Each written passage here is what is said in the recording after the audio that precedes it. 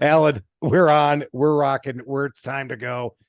We had way too much pre-chit chat, and you always get pissed when I do that. But I'm trying to get That's your on energy me. up. No. And I'm trying to get his energy up because this might be the very first podcast. How many have we done now? We got 110 in the can. Yeah. And this will be the first one you've done without a drink in your hand. I know. I can't drink because I got to do a medical thing tomorrow. So he's like, "What do you mean you can't drink?" I think you just can't drink coffee. Yeah, or you just can't drink a lot. Because they got to knock me out and fix my teeth, which is why we have a podcast and we don't have a TV show. But you'll see us on the YouTube channel if you ever check out the Small Business Safari YouTube channel. But you'll see that I'm eating the microphone because I don't want to show you the big gap in my teeth. But why are we here? We're here to talk to Dominic Rubino from Vancouver, British Columbia. We love Canucks. We do. Alan we don't love the Canucks up here. I mean, we do, but no, you don't love. See, they get a long golf season. That was a hockey. They get a long golf season. Let me just say they always have a long golf season. So, Dom, do you go by Dominic or Dom or? When I'm in trouble, my mom calls me Dominic, so I try to go by Dom. Dom, it is loving it. And we got to keep going with that. So Dom and I and Alan were kicking around quite a bit before the podcast. So we got to let you in on our little secrets of the business, which Dom has helped a number of people in the construction business with his secrets on how to run a business. And as we talk about that, a lot of times, especially here as of late, I have been in my business a lot as I've been training new. Not working on your business. You just throwing the E-Myth out the window. I did. I threw it right. You're making pies. Yeah, I'm wow, dude, you guys really know the book. Yeah. Yeah. I am deep in it, and I am up to my elbows right now, and I've got to get out of it. And that's why I had to get out of here and go do this podcast and go. Remember, people, do as I say, not as I do. And I always want you to work on your business because that's what I do. I only work 4 hours a week. I've read that book too. Unfortunately, I work 4 hours in 4 hours and then more 4 hours and then 4 hours and I do more 4 hours. Hey, Dom, don't fall prey to this. Ask him where he was last week for 10 days. Where were you last week for 10 days? I was in Lake Tahoe and then Napa, California. Did you get lost? Were you walking? What happened? I did walk a little bit. I did some hiking, so man. Proud of him. I know. I actually had to clean my shoes. I had so much hiking on there. That's good. Dust. Yeah, but then I fixed it all. I fixed and went back to myself. We went to Napa Valley and I drank my way through the valley again on wine. So he has to come back and guess what? There's work to do. Right. There's a couple of emails waiting around. Yeah. There's payroll. That feels so bad. And payroll just went today, by the way. We're dropping this and payroll. That'll cover it. Will that cover it? Yeah. And I make Alan bring checks to the podcast. Is that for me? That's for me, big boy. That's right. But if you want to, we can share it. So thanks for getting in this. So let's back up a little bit. How the hell did you get into this business? What are you doing? What'd you do in high school? Well, what did I do in high school? In high school, so many questions. Yeah, he should. Yeah. You want to narrow that down, Chris? All right, let's start this one at a time. All right. Did you grew up in Canada? Grew up in Canada. Now I've spent the last 20 some odd years in the United States working in the States. Obviously entrepreneurial bent. So what was your first business? My first business was a Christmas light installation company. I called it the Yo Ho Ho Light Co. Yo Ho Ho Light Co. Light Co. Yeah, I installed Christmas lights. High school.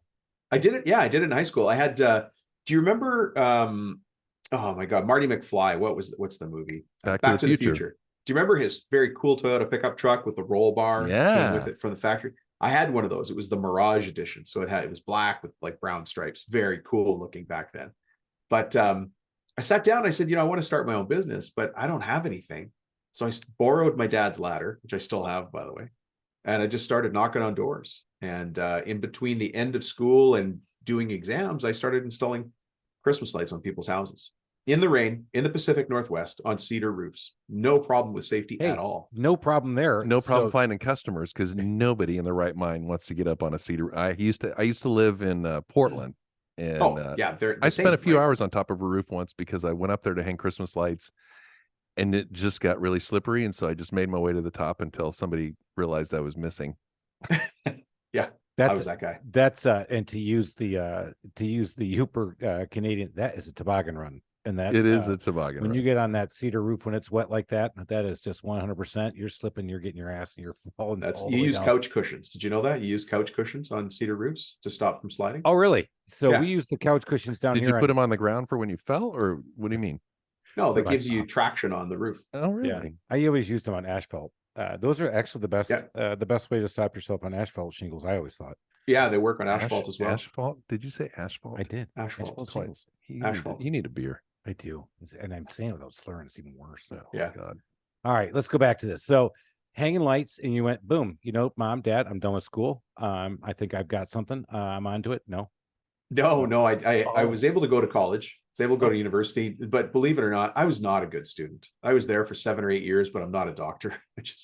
I kept starting businesses. I just always wanted to have my own company really badly, and I sucked at it. So I had a bunch of painting companies. I would open them and close them seasonally, or just keep them going for a few years. And Did you come from an entrepreneurial family? I mean, not my immediate family, but my larger family. I worked for my uncle who was a framer, so I got a lot of framing background, a lot of framing experience there.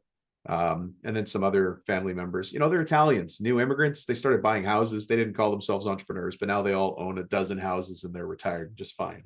Yeah, right. Yeah. But the bug just bit me. I don't know why. I've always wanted to be in business, always. So you said you started painting companies. Did you ever think about, I don't know about the time you were coming around, but we have a good friend who's been on the show, talked about College Pro Painters. Did you ever think about that franchise system? Yes. So as a matter of fact, because I was doing the Yo-Ho-Ho Light Co., I realized I wasn't doing a good job. And so when I got to college, I joined something called AAA Student Painters. They all have to have a cool name, right? Right. So I didn't even know it was a franchise until the end of the training. They're like, you should sign this form. And it says we get 25%. I'm like, oh, sounds okay. If that's sounds like a great deal. Sounds okay, right? Yeah. So I actually became a franchisee with AAA Student Painters. But I knew what I was doing because I wanted their paperwork and their systems. I've always craved systems. I crave simplicity. I hate complexity. Yeah, your bio makes that loud and clear. You are a process guy. Yeah, definitely process. Look at the face simple. he made. Well, I'm super creative, but I like consistent, simple systems. Yeah, I'm the complete opposite, because come look at my business. It's beautifully complex. It's as close to a beautiful mind as you can possibly But you find are a for super anyone. process guy too. I am, but I created way too many. So I got to get it back Ah. down. And that's been tough. Over-engineered. I have over-engineered a few things. Just a few. Just a little twinkle in your eye there. All right. So we did painting in college. You made it through your 7-year program. I love that. As one of my buddies who went to Florida State said, I said, man, I said, I should have gone to Florida State.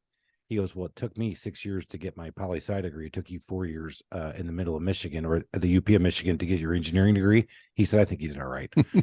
but you're looking around, you're like, if you're going to spend that much time, man, you should have done it somewhere warm. Well, you do it in the Uber because you got to get out of there fast. Yeah, right? That's exactly why I got out of there. I got out of there because I was afraid I was going to get snowed in. Yeah. All right. So you came out, you had your degree, and you went, this painting stuff, that was for me just to get through it. I'm going to completely leave everything. What did you do next? I did what I think everybody tries to do after they go a bit of school. I've got to get a corporate job. So I went and got a corporate job, and I worked in telecommunications. And for people who know the phone business, the telecommunications business, back when I was doing it, it's like dog years. So I was in it for 49 years. That's how I do the math. I was in it for 7 years, and that's where I learned to sell. That's where I learned about business. That's where I learned about, deals in the boardroom and prospecting. I'm an ice cold marketer. I don't care. I'll knock on any door, anywhere, call anybody. But I had to learn that. And it was nice to learn when I had a base salary and commission. Right. It's nice to learn when somebody else pays you, because when you learn as an entrepreneur, it's always you paying somebody else for that opportunity to learn. Yeah. And that means you lost money. You lost money. Yeah. But I really look back on that now kind of fondly, even though at the time it was a bullpen, and it was a hard bullpen. Like, we got heavily trained and heavily managed to hit our numbers. It was all very metrics based. And to make it there, you had to make it. You had to work. There's no gray area. You're either in or you're out. So I learned there, and I moved up through the company. It was Sprint. That was the phone company I worked for. Okay. Then I became a regional sales manager, and then I started managing low voltage. I started managing trades that were supporting installations in far off regions. So if you think about North Dakota or Montana, think about the phone company in Manyberries, Montana, or Plentywood, Montana. Like, it's a tiny little guy. It's a guy with a van. I heard serving the area. Somebody once said there's more cows in Montana than there are people. So did you employ people? I didn't. I'm just- But I helped those guys that were trying to run those little companies. You want to Grow. be Chris? I do. So Sprint taught me to be a business coach. Nice. All right. So then did you make the leap coming out of there and completely just say, I'm going to be a business coach, or did you try to start a business? You know what? I bought a franchise. You don't have to hide the beer, boys. Just open it. Well, I did. All right. Well, let's do it. So everybody. He's trying to hide it. I'm not a cop. It's not like He's Canadian. Well, I'm not a cop, and you're That's not what comes driving. out of their tap in Canada. That's true. That's right. I was hiding it from my. It's like did you see how he hid that? Like, Mom's I going to think- see that I took I an was extra afraid my Oreo. dentist would see it. That's I don't want exactly right. I don't want my dentist to see it. So tomorrow she's not going to say, "Did you drink last night?" And I'm going, "No, not at all." And then she'll listen to the podcast and bust you. Yeah. This Doesn't won't that even feel go better? live for a little while. Well, Yeah. hopefully I'll get the teeth fixed. All right. let's go Anyways, back then to I what left franchise corporate. did you buy? I bought a business coaching franchise, believe it or not, out of Hmm. Australia. And I learned to become a business coach. And that's where things changed for me, because I'd always craved being better in business. That it's, I was always the guy that bought books and cassettes. You guys remember cassettes? Yeah, Yeah. you got to rewind them with a pencil. I love that. Did you People are figure- putting those memes out there on social media. But you're not a real cassette person unless you held the cassette recorder up to the radio to record your song. Oh, yeah. My favorite one was Stroke Man, Stroke Man. Do you remember how the DJ would talk over the very end of it and Yeah. ruin the recording every time? Every time. Yeah. Yeah. So there that's goes right. my mixed love tape. Yeah. Well, my that, big- that my big- explained it. my I That's think big it love sounds tape like we're all the was same so age, guys. Sounds like we're all the same age. Yeah. Yeah. We're the season crew today, boys. Mm. Yeah. Season crew. I like it. What a great. All right. So you learned a business coach. You're coaching people. You had to go out and prospect. Now that's something I think is very interesting. People think, hey, you know what? I'm going to be a business coach. I'm like, because people have said, Chris, you should be a business coach. I'm like, okay. And then I've had a business coach say, you know what you have to do? You have to prospect. You have to market. You have to do that. I'm like, oh, it's just too much damn work. I'm going to go back to the handyman world. Yeah. Yeah. So how did you build that book of business? Really using the skills that I'd learned at Sprint, getting out there. But what's almost more important than how you prospect is how you add value to clients, because there's no use getting clients and losing them. So if you can't add value, you're gone. That's a good My point. clients work with me month to month, and my longest client to date is 9 years. So you do have no long-term contracts. You do month to month month and to say, month. man, I'm No. believing it. I No, believe my neck myself is exposed and the off whole we go. time. Total, Yep. 100%. And I'm there to get results, and I understand what I'm doing. Now just the other day, I let a client go. Great guy, fantastic guy. Love him. You would love this guy if he was your neighbor. Fantastic. But we couldn't get stuff done inside that company. And so we finally had that. You remember that high school breakup? It's not you, it's me. That's the one. I've heard that a lot. That's the one. Yeah. The whole high school breakup. It was It's not never me. you, It it's was me. them Yeah. every time. Are we supposed to admit that? That's a whole different show, Alan, about your Yeah. self-esteem and getting women dumping on you. But Hey, don't That's right. burst my bubble. All So right. was that something the franchise said was no long-term contracts, or did you just decide to go rogue and do that? Yeah, no. Well, so I left the franchise. I'm no longer doing that. I was there for 5 years, and there's actually an interesting story how I boomeranged out of that, because anyways, to stay on the coaching track, that I learned there how to add value, because if you don't add value, you won't keep clients. So you can prospect till your heart's content, but if you can't add value to clients, they won't keep you. If they won't keep you, they don't pay you, and then you're always restarting your business. So you have to focus on quality beyond everything else. Deliver value. beyond what's that everything first else. 30-minute discussion sound like? What's your go-to question when you ask somebody, like, what the hell? Why is your head up your ass? I mean, what's the question? I'm sure it's a little bit more gentle. Oh, than that. whoops. Yeah. Yeah, I'll Back tell to- you, the thing to remember in that for me is humility. Yeah. Like I Good might thing you didn't go into coaching, Chris. I think I think we figured out where So- I'm not going to help. So we haven't gotten to the story yet, but I've trained business coaches for a long time too. I got a pretty wide background, guys, and hopefully we get there if we don't run out of time. But I've made the mistake before of coming in and saying, and you've got a handyman business, right? Yes. Yeah. Yes. You tell me a couple of things. I ask you a couple of key questions. I'm like, here's what you need to do. Da, da, da, da, da. Here's what you need to do. Da, da, da, da, da. And what that does is it completely wipes out the years of pain and suffering you've had driving home with your white knuckles on the steering wheel, just struggling with working as hard as you possibly can, like absolutely reaching the back corners of your mind to fix a problem. And then some clown like me sits down and goes, oh, that's easy. Just do this, just do that. Well, it's disrespectful on my part. It's completely disrespectful. And so if you ask for the first 30 minutes, I got to ask great questions and shut up. Yeah, there you And go. let I you think that's the download. gold nugget, because that's the thing, and that's why I asked that, because as business owners, we'll take everything you say very personally, and You know, Yeah. the old, Chris, you really need to hire slowly and fire quickly. And you really shouldn't be bringing in these C players. Shut the fuck up. I mean, I'm hiring handymen. Yeah. I'm if I hiring had, who shows up. yeah, I mean, if he fogs a mirror, I'm giving him a shot, man. And her, and her, And and him, can and I, him. And I mean, and so we do can it. I just add to that for a second? Most people, these success stories you hear about people who went from 1 million to 5 million in 3 years and they turned their business around, they got a couple of pretty good players and a whole bunch of guys that show up to punch the clock. They don't have magic employees. They don't. And it's just how you run what you do. You're going to get what you get. And that's why you get the real story on this podcast, because that's where you won't see that. You won't see that in your Instagram feeds and your Facebook feeds. And if you get a little soundbite on YouTube shorts, you won't hear that. You're going to hear, when you're an A team, you attract A players, and you want to attract A players, you got to be an A team, and you're going to have the A team. Dude, there's no A players out there. You get one, you get two, maybe. Yeah, that's always been my rule of thumb. If you have 10 employees, 2 are superstars, 2 are walking dead, and the other 6 can either be lifted up or pulled down by the 2 on either end. Yeah. Now, on top of this, guys, I still have to be strong enough to say those A players are minimum standard, and the rest of you, we need to act more like that. So I can't just let it go, right? But this really is the difference between, and I'm not knocking business coaches here because I am one, but I didn't just read a book and become a business coach. I've built and sold a couple of businesses from zero to multinational and sold them. And so I've gone through the hard yards. I've done the same things we're talking about here, and it's tough.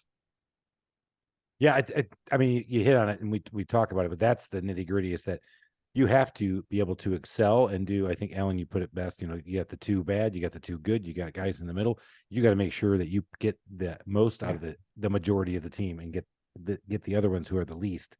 You get the most out of them until you can't get any more out of them. You bring up a good point. There's a lot of business coaches out there that I kind of get the feeling they couldn't succeed on their own in business, so they coach. Doesn't that kind of go to the old saying, if you can't teach? Yeah, it kind of does. It kind of does. It kind of does. So that's pretty compelling when you can say, yeah, this one time I had this business and then blah, blah, blah, and I scaled it and I sold it. And then this other time I had this business and blah, blah, blah, I scaled it and sold it. That's pretty powerful. Yeah. And I'm still learning. I don't have all the answers. Right. So what was one of the businesses you scaled and sold? Well, the first one started as a little side business while I was still working for Sprint. I was selling used junk. Now, it was the early days of eBay, because I'm that old, guys. Look at that head of hair. Yeah, look at that. You got. Oh, come on. It's all gray. Bro. I'm made of gray hair and wrinkles. Gray. Well, we're made of no hair. You guys have got solar panels. We're made of solar panels. I got a wind turbine here. Yeah. But I used to sell used junk on eBay, and the stuff I sold was pretty crazy. It was used LED calculators. Do you guys remember Coleco head-to-head football? Yeah, baby. The little lights. Yes, Mattel. Those things would sell for $50-$60. Now remember, I'm in Canada, so 60 US at a 1.5 conversion rate to Canadian. That was big money, and I'd buy them for $1 at a garage sale. So you go scour garage sales and then turn around and sell them on eBay. Yeah, that is the. I think Gary Vee's doing some of that right now with the cool phrase now. Instead of saying you're a junk dealer, is you're an NFT dealer. I'm working with NFTs. I'm like, wow. I had to go look that up because I thought that was like cryptocurrency. I'm like, I haven't. Well, good news is my mother-in-law has been doing that my entire life, because when people put stuff out of the curb on the big days, the big holiday days here in the suburbs, she was here at our house, and she came back with half of my truck was full of shit from all my neighbors. I'm like, Lynn, what are you doing? She goes, oh, you can't throw this stuff away. I said, I have nowhere. I don't have where do you want me to put it? I mean, what are we gonna do? She goes, well, I guess we could sell it. I said, how? So you were doing it there. I love that. I was doing that stuff. And it's not, the problem is it's not very scalable. And so I had to reinvent the business. But this is where my business coaching came in, because we were doing okay, but our feedback rating on eBay was dropping. So I was in partnership with my cousin, so family business, which is its own dance in a chandelier shop. There we go. Family business. Dancing in a chandelier shop. That's a good one. Yeah. But I sat down on paper to reinvent. I said, this business has to change, because we're not, our feedback's declining. So people didn't want to buy from us.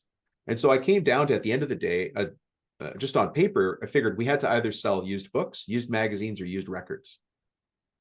And you're doing all this before Amazon, right? Because this is eBay days, pre-Amazon. This is the eBay days just before Amazon and Amazon Z stores. Right. So I decided on books. Yep.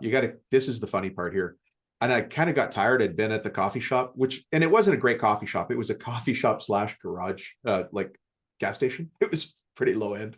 But I'm sitting there at one of those tabletops, and I go, okay, we're going to sell books. And if we need to make money, the money we want to make, we need 250,000 books in stock. Now, I kind of, sometimes math is not my thing. So I forgot to do the volume calculation on 250. How big of a room does that fill? Oh my God. We ended up having 3 warehouses, 3,000 square foot warehouses just to store everything. Cause we were renting as, we're growing. So you just grab a warehouse for lease, grab another one. And they were all in the same complex, but we have to walk between them. It was a bit of a disaster. Now, how did you source those books? I mean, it's interested in that. Because are you ready for a good story? Yes. Okay, because this is the craziest story. So remember, I have a background in prospecting. I don't mind knocking on any door, talking to anybody. So who's got a lot of books they want to get rid of? To get rid of libraries? No. Yeah. Do they ever get rid of books? Well, I thought Paul told us that. Thrift stores. Thrift stores. Oh yeah, because they can't sell them. Yeah, they can't sell them. They just sit there and they get lots. And so I went and just started talking to a bunch of thrift stores. And as I'm talking to them, I found out that their biggest variable cost is because they don't know what they're going to find in front of their door in the morning. Somebody could have dropped an entire 1-bedroom apartment of junk at their door, and now they're responsible for it. So they've got to call the junk removal company, like the bin company, to come and take it all away. They bear that cost. And so I learned that on the first couple of meetings. And so I started going to the other thrift stores saying, I'll buy your books. So I started buying books for about 5 cents a book. Now, there were some stores who said they wouldn't sell to me. And this is where the evil part of me comes out. So I would buy all the books I could. And I had a Buick Skylark. Nice. With the couch cushions in the back. It was pretty sweet. That was our company car. Nice. And I'd load it with books. We'd go back to the warehouse. And you had a trunk that you could fit the entire town of Vancouver in. Yeah. So we'd sort all the books, but all the junk books, I didn't know what to do with them. So guess where I went and dropped them the next day? Oh, the thrift store that wouldn't play ball. The thrift store that wouldn't sell to me. Literally, you got to imagine me in the back of a Buick Skylark with my feet against the boxes and the other door open. And I just push everything out with my feet, close the door, and away I went. And then I'd get a phone call. Hi, Dominic, do you still buy books? Like, yeah, no, we don't buy any books. We're full. Nice. Attaboy. You know what? You got to start you start by hustling. Anyways, but I'll tell you what I did with that business is I converted that into a mail order pharmacy. And so you guys might know it's called CanadaPharmacy.com. And in 4 years, I got that to 120 million in sales, and then I sold it. Well done. So that's pretty wild. From selling old so you switched from books to pharmacy because Amazon stole your idea? No. Well, Amazon was a problem in a different way for us. Amazon had a limit. You could only sell, at the time that we started, Amazon had a limit. You could only sell $10,000 worth of books a month. And when we first heard that, we're like, oh, okay, well, that never, why would that matter? $10,000 in books sounds like a lot of books. Yeah, right. But then one day we hit it. There was 1 month we hit it just before the end of the month, and they shut our account. And we're like, well, that's a fluke. We said to ourselves, that's never going to happen again. Well, then it happened in 3 weeks. Then it happened in 2 weeks. I mean, you got to remember, I had about 500,000 customers buying from us. Wow. Huh. So we were selling a lot of books. Now, and then we morphed. In the pharmacy side of this, as you made that transition over, isn't there a lot of regulations around medicines and pharmacology and all that stuff? I was a retailer. So all I had to be was a licensed pharmacy. And in order to be a licensed pharmacy, you have to have a pharmacist on the board. So we created a separate company, nominated a pharmacist to be on our board of directors, but it was a holding company. And then I had a pharmacy. We had, the call center was 120 people. I had 40 pharmacists and pharmacy technicians, basically an assembly line. And it was a fantastic bit, like really good people. We served the greatest customers, but we heard really heartbreaking stories. Like a union had totally taken all the money from people and they had no health coverage. And so they were calling us because they needed cheaper medications. Wow. And it's the same medications. Canadians have the same blood and oxygen as Americans. It's no big deal. Really? It's the same stuff. Oh. Yeah, we didn't sell any of the. There we go. So why'd you sell it? Remember earlier I said it was a family business? Yeah. Yeah. Oh, the cousin was still there. Yeah, he's still my cousin. It's just it wasn't going to work anymore. Yeah. Well, all right. I got some that are not cousins. as it were. Yeah. Yeah. So, But I'm also, because I was a business coach and because I think I understand, and I'm still learning, guys, but I wasn't afraid to sell it. A lot of people are afraid to sell their business because they don't know how else they define themselves. I did not define myself as a mail order pharmacy guy or a book guy or a junk guy. I'm a businessman. And so I'm not a pharmacist, but I had a $120 million pharmacy. So I sold that. And then I went to buy another company. well done. All right. Wow. You just, man, pivoting all over. You're right. You went through a lot of shit. So right now, how many coaching clients are you working with? Myself, just under 20, and I've got another coach that works for me, and we just hit 11, and he'll be at 36 probably in the next couple months. Nice. And did you say most of your clients are in the US? Yeah, almost all of them. I mean, there's some people that listen from Australia or the UK. Do Canadians not like to be South coached, or No. There's some Canadians. There's some Canadians for sure. It's just the bulk of the people who listen to the podcast are Americans. Gotcha. And you're coaching just predominantly a lot of the coaches, and this is where we're going to get into it. So, yeah, I'm in the home service space, handyman, remodeling and stuff. You're working with commercial, like commercial construction guys and the specific trades there. Is that your focus? Yeah. So the reason I chose trades is because trades guys don't BS. They just tell you how it is. If they disagree with me, they'll just say, that's not going to work. It's a dumb idea. And I can say the same to them. Nobody gets offended, right? We've all heard tougher from builders and GCs and inspectors. So I love that market because it's what my kitchen table was growing up. It's what all the family weddings and birthdays was, talking to my uncles. It's so normal for me to talk like that. And so I like that market. So we coach businesses in any construction trade. Now, I've got another podcast just for cabinetry and architectural millwork. So super specific. Yeah. And closet people, like lots of closet people, lots of cabinet makers, lots of architectural millworkers. And you got to be laughing at that. But that market needs the help. These guys are building, they start out building maybe a bed for their neighbor or kitchen for their aunt.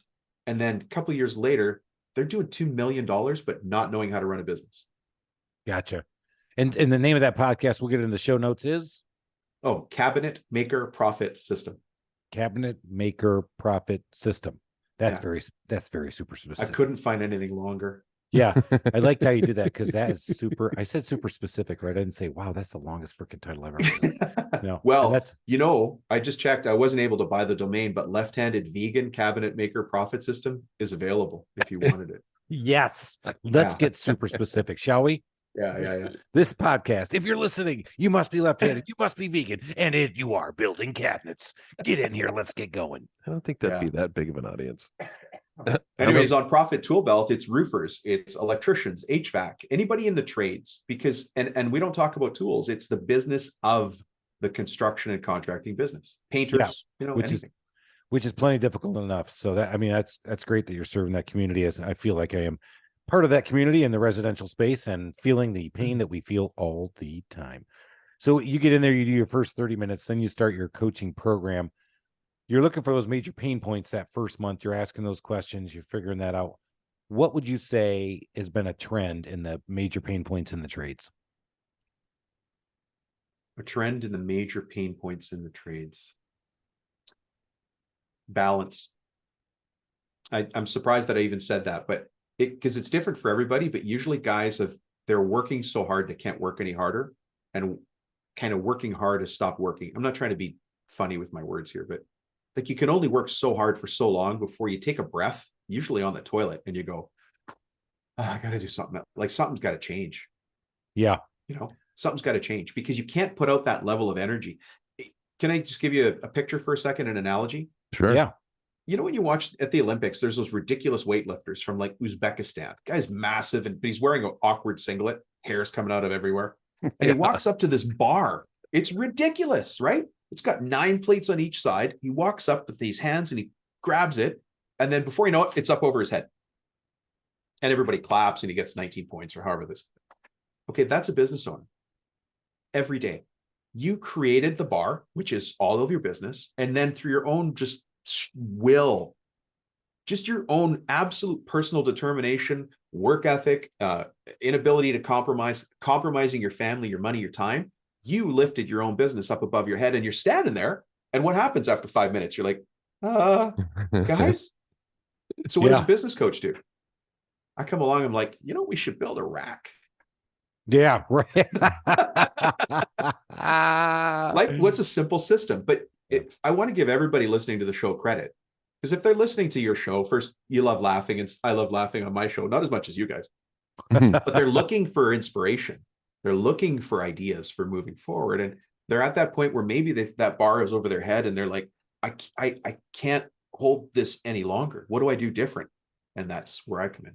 Yeah, that's been the break for me. I think as I've grown over the 15 years, I remember one of my inflection points was I felt like that very hairy singlet wearing person.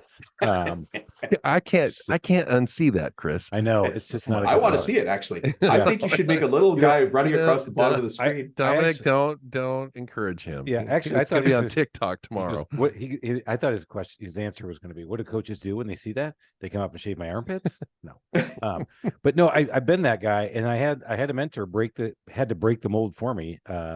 Before I was using I just finished with another business coach, and he came up and he said, "Dude, you're in a rut, and you're not looking at this. You should probably join. You should join something that looks like the Vistage CEO group." And I'm now part of a CEO group. I'm like, Tom, I can't spend one day a week. He goes, you can't afford not to. I mean, one day a month. You can't afford not to do one day a month. I'm like, all right, fine, I'll go. And here I am 3.5 years later, and some of the best decisions I've made as a company have come because I took the time to go there, do an issue process, get through some things, and get perspective. Get perspective. There's the phrase. Sometimes you got to run up to the top of that mountain and look out to see where the hell you guys are going, or find out that the mountaintop is still ahead of you and you still got a long ways to go, everybody, and then go run back down and you can help people Sherpa shit up. Yeah. Another analogy. But let's go back to that hairy analogy, because we got deep. Yeah, we got deep here. Alan, are you okay with this? Because we got deep. I can't stop thinking of that image. I'm thinking singlet, big. Actually, the one my favorite one's got to be the SNL skit where the guy is at the full doping Olympics, and he goes, oh, and he rips it up and his arms fall off. Right. And he goes, oh, they're not going to feel that now, but he's going to feel that tomorrow. That's how sometimes I feel as a business owner too, as I get my arms just ripped off, and then people are beating me over the head with them too. So, you go through that, and I think that's where, and we've talked about this before in the podcast, when to coach and when not to coach. Meaning, there's times where you can't afford not to have a coach. There's times where you just can't do it. It just doesn't work with your time or your commitment.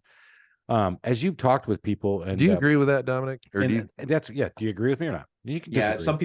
Some people aren't ready for coaching. You have to be ready for coaching. You have to be more excited about change in your business than I am, and I'm pretty darn excited because it's gonna take some time, and I'm gonna show you some systems, and you have to put them in place. But if you're not willing to do it, it's a waste of time. You probably won't even get past the first phone call. You won't even make the first phone call. But the people that know they've got something on the line, like.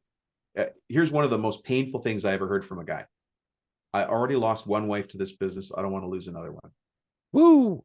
And maybe that sums up. And this guy did mold remediation and basement waterproofing. Maybe that sums up how they get to that point. And everybody's got their own path. They want their kids to take over, but the kids aren't ready. How do we get cohesiveness? How do we build a plan so that I can hop in the RV and leave, and the kids can take whatever it is? I think the most painful part of that comment you just made is that he had a second wife. Well, and it makes me think of no, he's right. He was right though. Well, it's like people that end up hiring a coach is because they've got a problem. Why wouldn't you hire a coach before you get a problem to help avoid a problem? And so I have a really good friend of mine who's on his second wife, and with the second wife, they went to counseling. They just made a decision, before we have any trouble, let's just have regular counseling sessions. Was that her suggestion? However it came about. That might have been a light hint on the air. Yeah. But I actually thought that was a really cool move, because it diffuses things before they become a problem. And sometimes I'm sure you walk into big fat hairy messes like Chris in a unitard. That would be disturbing, but I've probably seen. Hey, listen, think about this weekend when you're going to watch your favorite team. It's singlet. Think about this weekend when you're going to watch your favorite team play. So you sit down, you crack a cold one, you sit down in your favorite chair, and the announcer comes on and says, "Wow, and in a crazy turn of events, Oregon," because you're wearing an Oregon shirt, there's no coaching staff. Yeah, there's been years I felt like that. What would you say? There's no coach. There's no way. Coaching's not remedial. Coaching is not a remedial. You know what I mean by remedial? People don't get coaches because they're in trouble. It's the high performers who say, you know what, I'm doing pretty well. I think I've kind of maxed out in this area and that one. What if I got somebody in here to give me perspective, like we were talking about, and just show me my blind spots? What am I missing? Yeah. I think that's the part where you can really start to change the way you look at your business and get looked at. And so we talked about it. You got to be ready for coaching when you're ready. You got to be in that right frame of mind, and you got to decide when and where it makes sense for you. We've had somebody on the podcast, and I won't say who it was, but after the podcast was over and we were chit-chatting for a minute, the person said, I spend $10,000 a month on coaching to get my business where it is. And I'm like, that's a number. I mean, that's a number that for a lot of people that they're not ready to swallow until they're ready to go big time. Now I just outed half of us that are been on this. She is going big time. She's definitely doing it, and it's working for her very well. Yeah, but I've had coaches throughout. You've had coaches. You have people who coach you. Yeah, because otherwise I get in my head. Yeah, I lose my perspective, like we were talking about, and I just start chasing the wrong thing because it's easy for me. You know, obviously I gravitate towards the things I like, marketing and people, but I forget maybe systems or some key numbers. It's good to have somebody there just flicking me in the ear or keeping me, you know, accountability. And then this is oversharing, but sometimes when I say something out loud to the coach, I'm like, well, that sounds really stupid. I should probably stop doing that. Yeah, I've done that. That's funny. What I've used individual business coaches twice throughout my career, and then I use my monthly group. And there's once when the coach, I said something, I'm like, wow, that just sounds really asinine. I mean, it's the craziest logic. What was I saying? I'm gonna file that away. I'm hoping he didn't. Oh, he did hear that because he's telling me how stupid that was too. Damn it. Yeah. And then and maybe you get this too in your Vistage group, is the accountability of showing up at the next meeting going, boys, I did it. I said I was going to do this and I did it. And here's the results. And you throw that down on the table and you're like, boom, what'd you do? And they're like, oh, we didn't do anything the last month. Yeah. All right. Yeah. We've, that's where my group, I use it as a personal accountability group, and some have become some of my best friends throughout it. But yeah, that's one where you come in and you celebrate the successes, and then you admit your failure. You know, like, I didn't get it done. You know, here's why, and here's what I got to do to get back on top. And they're like, all right, we're going to hold you accountable for it for next month. Because it's amazing when you make those little leaps throughout the month, going back to the little steps you take throughout the week, and then the little itty bitty steps you take just getting out of bed every morning. Isn't it crazy? But that's the key. The key to success, if I was to give one of these guru keys, you're not hitting triples every time, just singles. If you just hit a single in your business every week, at the end of the year, you've hit 52 singles. Yeah. Real good. You know, I have a good old friend who's just had a long career in sales, and all he does is he goes, I do one thing an hour to advance my business. He goes, wow. And I do, so that's 8 things a day. Smart. Times how many, days he works a year. And so he goes, if I want to play golf in the afternoon, I just make sure I do my 8 things in the morning before I have my tea time. And the guy's just wildly successful without a complicated system. Yeah. That wasn't a shot. Chris. It was good. Yeah. I like that. But, well, so in your bio, you talk about processes, but you also talk about secrets. You have a lot of secrets to success. Can you tell us a secret, Dominic? Well, I mean, we've uncovered some of them. So I have a book. I don't know if that was a soft. Yeah, it's kind of a little soft. Yeah. I have a book called Construction. There's a little grapefruit I tossed your way. Nice. Yeah. Well done, Alan. Thank you. It was good. And I caught it. And then Except for now, everybody knows that it was a toss. But sorry. Go ahead. You're doing fine. All right. We'll rewind. So I've had the fortune to coach in many places in the world: New Zealand, United States, obviously Canada, Australia, Brazil. And most people don't get the chance to sit in boardrooms or in construction trailers in different countries. And there's always some guy that walks in, usually not a very tall man, and he builds towers. He builds skyscrapers. And you start, or whatever they do, right? Like they're a civil engineer or they're a massive home builder, and it's an unassuming guy. It's not always some yelling, red-faced maniac. It's just a regular guy.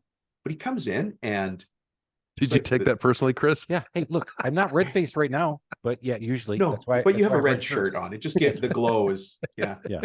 So all right, keep going. But the things that I learned are the guy in Brazil who speaks Portuguese and maybe vacations in Miami once in a while, but really never comes to North America, is still doing the same little things that a guy in Texas is doing, or a guy in Toronto, right? And those secrets are, they train everybody the same way. They track their numbers. They stand for what they believe in. Like, our company stands for something. And if you're on our team, you stand for it. And it's okay if you kind of stand for it, but you don't fall outside of the gray zone, right? Like showing up on time is a non-negotiable. There we go. Isn't that crazy? How about just showing up? Yeah. Just showing up. Back to the trades. That's what I was asking. What's a common trend? My guys didn't show. Yeah. That's a big one. Yeah. So now I'm going to go into business coach mode. What did you do, or what did I do when my guy didn't show up? Because everybody else, the other 9 guys are watching. Right. Not the other 9 accepting guys that are one. watching. Yeah. Yeah. You got it. Well, that's what we do. We make some examples. Let them know that's unacceptable, because sometimes they paint the target on their own back, but I can't help you. Yeah. I shouldn't have to teach you what you were supposed to learn at your kitchen table as a kid. Mm-hmm. Oh, no, that's a good one. I shouldn't have to teach you. I think that's a book title, Dominic. Your book 2. I got a couple. But so we'll put the title of the book in show notes for everybody again. But just give us that title for it one more time. Construction Millionaire Secrets. That's pretty out right in your face. I think you got it. Yeah. I think we know what that book title's about, right? There's no secret on that one. No secret, pun intended. All right, yeah. Dominic, we're coming towards the end of our thing. We call it the podcast because I was trying to write down my 4 questions. But before we get to our famous 4 questions, can you let everybody know how we can find you? We'll get all this in the show notes as well. Well, these days, if you can't find me online, you ain't looking. It's, fair enough. But so if you're a cabinet maker or anything in the finished wood trades, go to Cabinet Maker Profit System. You know what? The easiest thing is people can just text me. The world doesn't have to be complicated. My cell phone is 315-903-7853.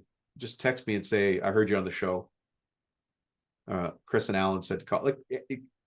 That's the easiest way to get a hold of somebody anybody's ever given us. I love that. And that's right. That's putting it all out there. Here's simple. I put it out there. Simple systems. You like simple systems. Do you want it again? 315-903-7853. Now I feel like we're doing a commercials. That's right. No, I'm just saying 903-7853. Well, because we did it. I did it fast. I did it fast, but you just text me. Yeah. This doesn't have to be complicated. The world is, This has been awesome. Dom, this has been a fun episode. I've really enjoyed this. So now we're going to play our final 4 questions. We talked about your book, but give us a book that you would recommend to everybody that you've read recently that we should all go out there and read. This is going to be a good one because he used to sell books. He's written a book. I mean, if anybody knows books, I mean, it's Dom. So the book by Alex Hermosi, $100 Million Secrets, is excellent. Have you heard of that? That's a good one. Yeah, I have heard of that one. I have not read it yet. I think Dom just likes the word secret. Yeah, right. The other one, and we were talking about this before the show, just guys. Lay in there, Chris. Yeah. All right. Is the E-Myth Revisited. Oh yeah. Yeah, that's a solid staple. I think it's just so good. It's timeless and easy to read. I mean, that is one that you read through it and you're like, oh wow, that's done. Yep. And boy, if you took the time just to absorb it, it was an easy absorb too. It's not like it was complicated math. No. Yeah. I don't think it was higher math. Like 2 + 2. Fuzzy math. Yeah, like 8 × 9. All right, see? Ooh, even harder. All right, here we go. Next question. What is the favorite feature of your house? So my house was built in 1893. I'd have to say the entryway. Entryway to my 1893 house. Boy, I can't wait till we get to the last question. All right. Yeah, that's right. Because it's coming. All right. So one of the things that we really pride ourselves on is we talk about customer service a lot because we're a bunch of customer service freaks. Let's go. What is a customer service pet peeve of yours when you're out there and you're getting serviced? Either out there, you're the customer. Restaurant, you're going to do things, or you're AKA the customer. Thank you. Just trying to narrow it down for you, Chris. You're the customer. Give us a customer service pet peeve. I'll tell you the customer service pet peeve I have is, and I've never thought of this until now, but when I tip somebody at the coffee shop and they just don't say anything. Oh, like it's expected. That is funny, right? Yeah. Yeah, I think that is that's a good one. Because you just asked me to thank you. Yep. Wouldn't you thank me back? Right. Well, I think manners have kind of gone out the window lately. Yeah, I suppose you're right. Yeah. Yeah, that's definitely one. But nobody, there's just no recognition of the fact that I just left you a pre-programmed 18, whatever it comes up now, 18, 25%.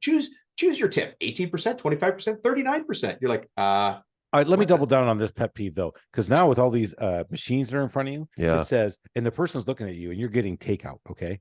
And they're looking at you like, just put it in the machine. And it says, no tip, 15, 18, 20, 25. And they're looking at you. You're like, am I a cheap ass and do 0? Because I'm just grabbing it and leaving. And so I've been doing 15 lately. They don't say anything either way. If Yeah. I went to that takeout place, and sometimes the takeout places, if they're making sushi, there's a lot of manufacturing that goes into sushi, right? It's a lot. Sure. I'll tip those guys. But if you're just pulling like a can of Coke off the thing and a pre-made sandwich and handing it to me, if I'm at the stadium buying a beer and you want a tip for turning around and grabbing something and putting it on the other counter. Yeah, I'm guilty of that. I tip there too. Because I mean, they're looking right at you. I do too, but then I think, why am I tipping? I know. Yeah, there's a big backlash on that right now. Oh yeah, I get it. I mean, I get it. So here's what I'm asking. They're putting it there out there. They're forcing it for stuff that traditionally doesn't. Thanks. Yeah. Just say thanks. Yep. Yeah. Anyways, so maybe it is a pet peeve. You've uncovered a wound. Ooh, you know what? I think we all have to go therapy on this one now. All right. So, but you guys can't go to my therapist. She's busy. All right. Last one, Mr. She has one client. she gets a lot of work there, which is why my coaching budget's way lower now. So we'll give us a DIY nightmare story. 1894 house. I'm talking shit. You know what? I'm in the middle of one right now.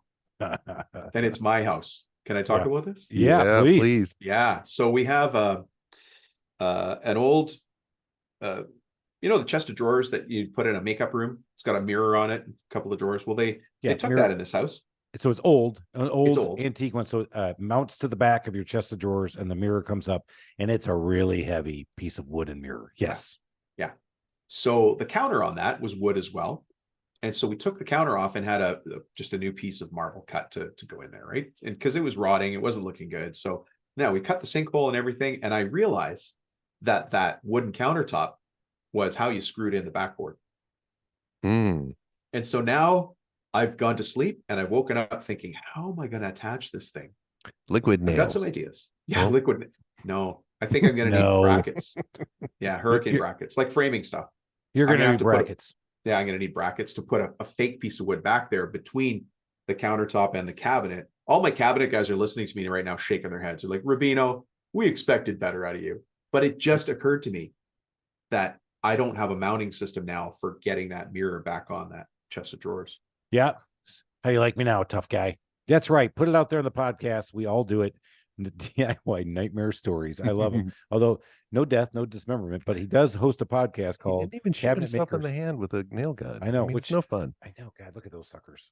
What we used to do with a nail gun calluses too. What'd you do with the nail gun? Is when a guy goes into the porta potty, you take the nail and you hold back the actuator and then you just shoot the porta potty with your nail gun. Yeah. You never did that? That's just you're doing it from 2 stories up, and the guy's like hijinks in Canada. Yeah. No. So, okay, yes, I have. but he wasn't in the porta potty. Oh, he was just walking in front of your office. No, he was taking a leak out back in the neighbor's yard. So I went out there, and I didn't shoot at him. I just shot by him. Are they that accurate, Chris? No, it went everywhere. Yeah, okay. But I shot away. He was like, because all I could hear was those little. You could see him moving around. He's looking around. Oh, because he couldn't hear the gun going off. Yeah, I was shooting from a long ways away, but it was funny. You know what a guy did to me once? We were doing a roof, and I was brand new on the crew. In my day one, they gave me trusses to run along the top of walls with. I had no idea what I was doing, like no idea. Anyways, the guy that I was with, I was his apprentice. He touched my foot at the same time as he drove a nail in with the gun. And I lost my mind. I remember looking at my foot and grabbing my thigh and going, my foot wasn't nailed down, but I thought it was nailed down. I was screaming. He was laughing so hard. Oh, times. That's a good one. Yeah. And I got trained like that too, where they come by and hit the side of your machine while you're working on it. And, or they'd hit the lumber and your head and hit anything. So you think everything's falling. You're like, just absolutely shitting your pants. Yeah. Dom, this has been a blast. You haven't learned something on this podcast. I think you have missed out on some great opportunities, but you can always double back, check out our show notes, go out there, give us a follow, give us a subscribe, go check this out. Tell your friends about this shit, because I don't know, man. I think it's a lot of fun for a bunch of guys sitting as one guy said, these guys think they're really funny sitting in their kitchen. Ha ha, joke's on you, dude. I'm in my basement. Ha ha ha. Mom, give me some lasagna. We're out of here. Cheers.